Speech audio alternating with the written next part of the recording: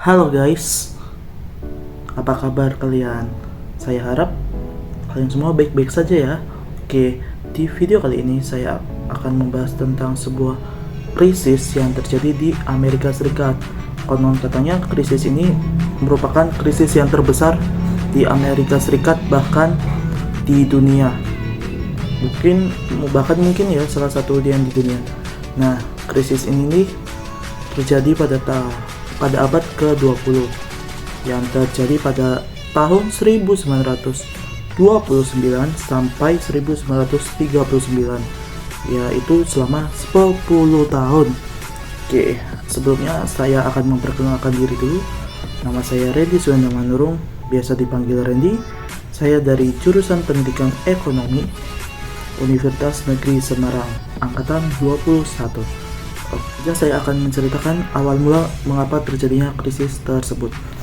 Oke, jadi krisis ini bisa dinamakan dengan krisis Malaysia atau yang biasa orang kenal dengan The Great Depression jadi awal mulanya itu pada tahun 1921. Perang dunia yang telah usai pada tahun 1918 yang pertama ya, yang dimana Amerika itu ikut berperan dalam perang dunia tersebut dan Amerika mengalami kemenangan. Oke, dan kita lanjut pada tahun 1921-nya, Bank Sentral Amerika tuh menurunkan suku bunganya untuk membangkitkan ekonomi karena pada waktu itu kan sedang perang gitu, selesai perang. Hal itu membuat para pemilik modal senang dan tertarik dalam bisnis, terutama pada industri hiburan dan teknologinya. Dan karena bangkitnya hiburan dan teknologi, peristiwa tersebut juga dikenal dengan The Roaring Twenties, yang dimana kemakmuran ekonomi akibat musik atau budaya atau bagian hiburan yang terjadi di Amerika dan negara Eropa itu akibat dari The Roaring Twenties. Karena hal tersebut, mata uang Amerika yaitu dolar Amerika menjadi penting di seluruh dunia. Jadi karena sejak itu dolar Amerika tuh terkenal. Akan tetapi karena perkembangan yang pesat itu juga muncul kebiasaan yang baru dan juga buruk, yaitu kredit. Dan bank memberi utang kredit itu juga siapa saja terserah gitu. Dan sayangnya karena utang kredit tersebut dimanfaatkan masyarakat untuk perilakunya konsumtif, bukan untuk bisnis gitu. Dan digunakan untuk membeli saham yang seharusnya tuh kalau kita beli saham tuh harusnya pakai uang yang dingin untuk membeli saham, seharusnya seperti itu. Atau uang dingin itu yang bisa dibilang disisihkan, yang tidak akan digunakan untuk kebutuhan sehari-hari. Jadi masyarakat membeli saham karena pada saat itu karena saham ini tuh sedang viral atau lagi naik-naiknya gitu, sedang melejit naik, terutama di bidang hiburan dan teknologinya. Bahkan bank saja memakai uang yang nasabah-nasabah yang menabung ke mereka tuh untuk membeli saham tersebut karena saking melejitnya saham tersebut. Dan tetapi untuk sektor pertaniannya tidak bagus karena harganya malah sedang turun.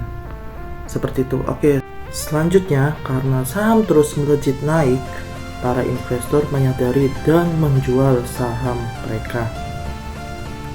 Pada tanggal 24 Oktober 1929, sebanyak 13 juta lembar saham para investor menjual sahamnya hingga jatuh 11% harga saham, dan peristiwa tersebut dinamakan Black Thursday atau Kamis Gelap. Namun lebih parahnya lagi terjadi pada tanggal 29 Oktober 1929, 16 juta lembar saham dijual hingga dinamakan Black Thursday atau Selasa Gelap. Saham ini terjadi di New York yang bernama Wall Street. Peristiwa ini menjatuhkan Amerika, terutama segi ekonomi, dan negara-negara Eropa yang berdampak juga. Karena turunnya saham, masyarakat terlilit utang akibat meminjam uang untuk saham, dan bank banyak yang tutup akibat meminjamkan uang ke masyarakat banyak yang tidak mampu bayar karena terlilit utang, dan juga bank tutup akibat bank juga ikut menaruh saham menggunakan uang nasabah. Karena banyak bank tutup, banyak nasabah yang tidak bisa mengambil uangnya ke bank, yang mengakibatkan daya jual beli masyarakat turun. Bahkan banyak pengangguran akibat peristiwa tersebut. Petani dan peternak juga mengalami kerugian dikarenakan harga jual bahan pokok sangatlah murah. Akan tetapi ongkos panen dan distribusi untuk hasil panennya tersebut lebih mahal. Akibatnya petani dan peternak mengambil hasil mereka bahkan dibagi-bagikan, dan juga sebagian ada yang dibakar, mengakibatkan juga kelaparan dan pasokan makanan semakin menipis di Amerika Serikat. Krisis ini berdampak juga ke Eropa karena pengaruh industri yang sangat besar dari Amerika, dan terutama Jerman harus membayar biaya pemulihan pasca kalah dari Perang Dunia ke-1 kepada Inggris dan Prancis.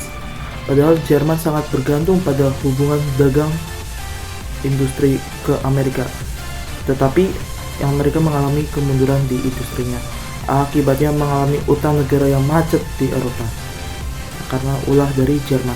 Pada tahun 1932, Franklin D. Roosevelt menjabat sebagai presiden, yang sebelumnya menjadi gubernur di New York yang tadi kotanya saham tadi, menggantikan Hoover karena masyarakat kecewa kepada Hoover yang tidak bisa kunjung menyelesaikan masalah krisis tersebut. Pemerintah membuat proyek untuk mengurangi pengangguran. Proyeknya itu dinamakan The New Deal. Kebijakan The New Deal ini ada 4. Yang pertama adalah menjamin semua tabungan bank di Amerika, karena faktor utamanya ini, tabungan-tabungan di Amerika itu kadang habis. Kedua, mencabut standarisasi emas terhadap dolar. Yang ketiga, menciptakan jaminan sosial dan dana pensiun agar daya belinya itu ada, yang udah pensiun dan yang lain-lain. Terakhir adalah reformasi undang-undang tenaga kerja seperti perlindungan dan lain-lain.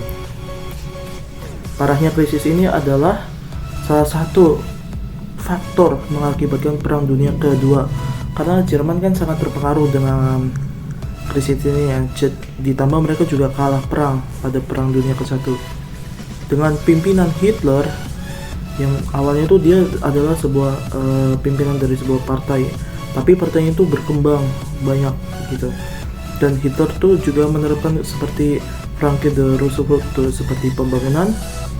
Tetapi Hitler ini terutamanya dia ke militer, agar punya rencana tuh agar punya rencana